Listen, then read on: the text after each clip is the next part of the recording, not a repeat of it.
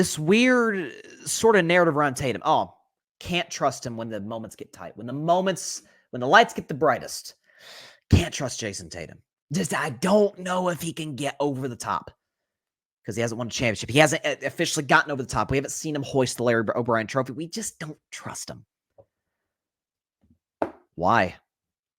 First of all, and LeBron sort of alluded to it on the podcast with JJ Redick, he is just turned 26, and most of the greats, Michael Jordan, LeBron James, don't win to their late 20s.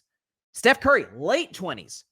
Like, most guys aren't Magic Johnson and, inherit Kareem Abdul-Jabbar and win a championship their first season in the NBA. That's not the norm.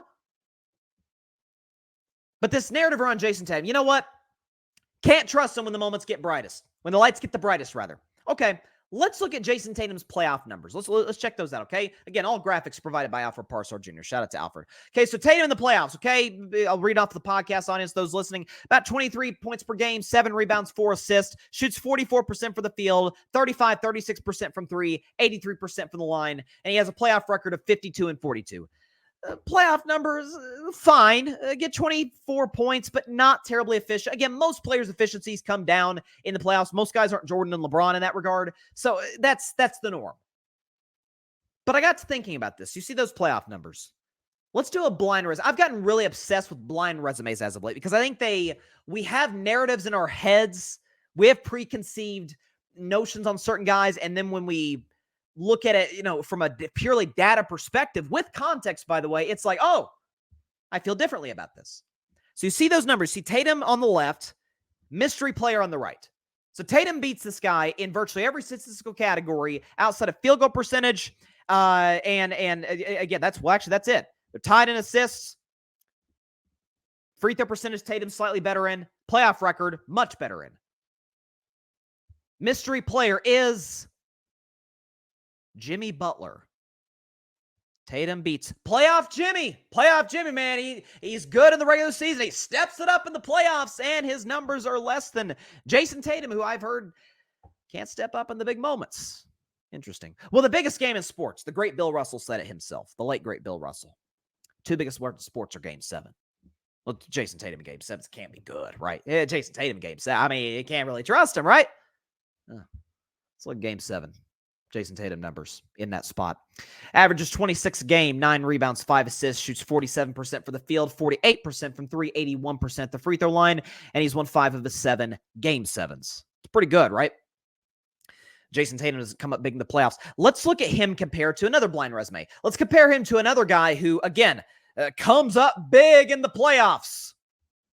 Tatum's Game 7 numbers are either better or identical to across the board, and wins way more in Game 7 than this other player. Can we reveal who it is? Kawhi Leonard.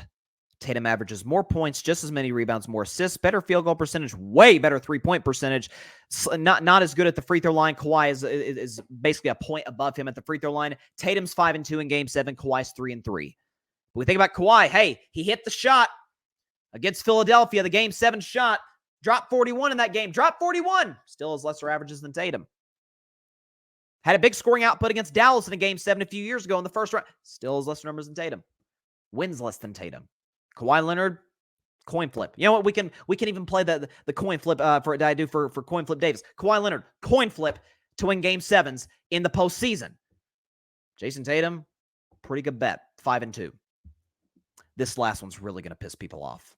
Jayson Tatum doesn't come up big, right? Let's think about elimination games. It doesn't get much bigger, more pressure than that, where you are on the verge of going home. You lose, your season's over. How's Jayson Tatum doing in that situation? Really good.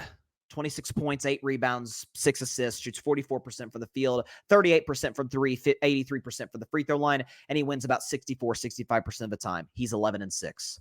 Let's compare Jayson Tatum to a mystery player, where Tatum, literally better across the board. More points, more rebounds, more assists, shoots better from the field, shoots better from 3, shoots better from the free throw line, and wins significantly more than mystery player. You ready to, you just hold on to your seats, okay? Ready to know who this player is? Kobe Bryant, who I believe to be the 4th greatest basketball player ever. But Kobe, you ask anybody, who you want taking the last shot all time? Some will say Michael Jordan, and others will say Kobe.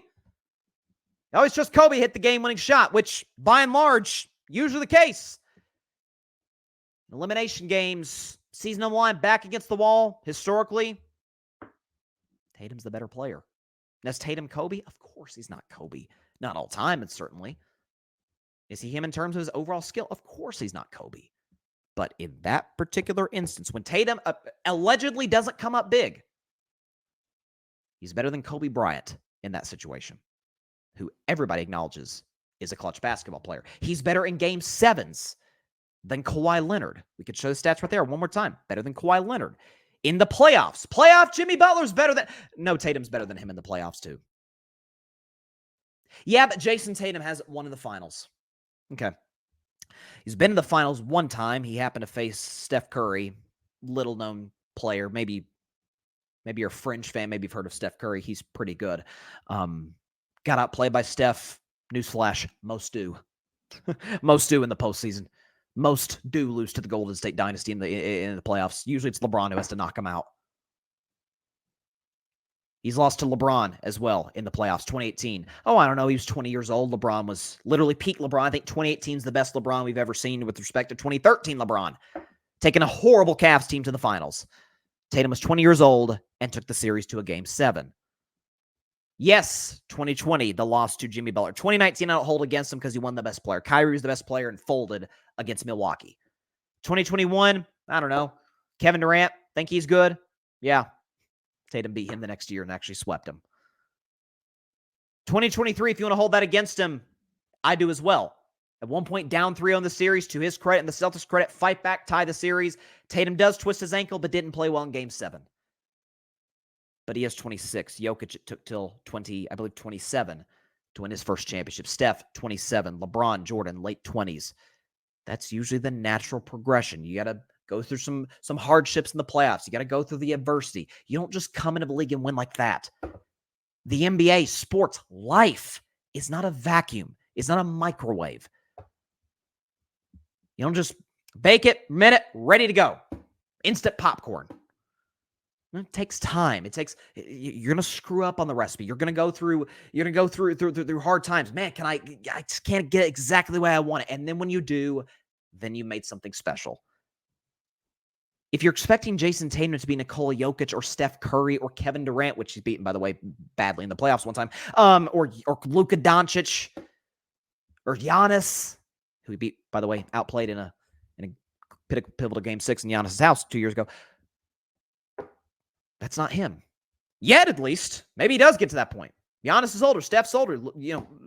Luka's younger, but I think Luka's a better player overall than Tatum. Jokic is older. But this narrative, this notion, that's not to say, by the way, we shouldn't put pressure on Tatum and the Celtics to win this year. That's the best roster in basketball. But if they lose, we could put the heat on Tatum. We cannot say, at least to this point historically, he's not a clutch player, that he doesn't come up big when the moment gets bright. I'm old enough to remember a year ago against Philadelphia, Game 6 on the road against Joel Embiid, MVP of the league. Tatum had done virtually nothing. Scored 2 points, I think, through 3 quarters, and then went berserk in the last 6 minutes of that game to save the Celtics season. And in Game 7, he, dropped 50, which has only been done one time in the history of the NBA by Steph Curry. If you're expecting Tatum to be Jokic, you're expecting too much of him. But if you're expecting Tatum to be, or project the notion that Tatum just, he doesn't come up big in the playoffs, doesn't come up big when the moment gets the brightest, I can make a case that he actually gets better. His numbers get better when the lights get bright. He's good in the playoffs, better than playoff Jimmy. He's really good in elimination games, and he's excellent in Game 7s, 5 and 2. Again, the Jayson Tatum stuff, again, I find it very weird, the overall outlook on him and his game, and he's better in elimination games than Kobe, who we all agree is clutch. He's better in elimination games than Kawhi. I'm sorry, better in Game 7s than Kawhi, better in elimination games than Kobe. He's better in the playoffs than a guy who we literally gave the nickname Playoff Jimmy to. Yes, the Boston Celtics should win the Eastern Conference. I believe they will. Picked them to win the East before the season. But this idea that Tatum's not a playoff performer is ludicrous. It's ludicrous. It's again, Jim. Well, he doesn't have any rings. Neither does Jimmy Butler. We call him playoff Jimmy, don't we? I think those things got to matter. Thanks so much for watching the show on YouTube, and be sure to go click that big red subscribe button and check out the other clips and full shows from Carving It Up Live, as well as our other incredible content creators here on the Grid Network.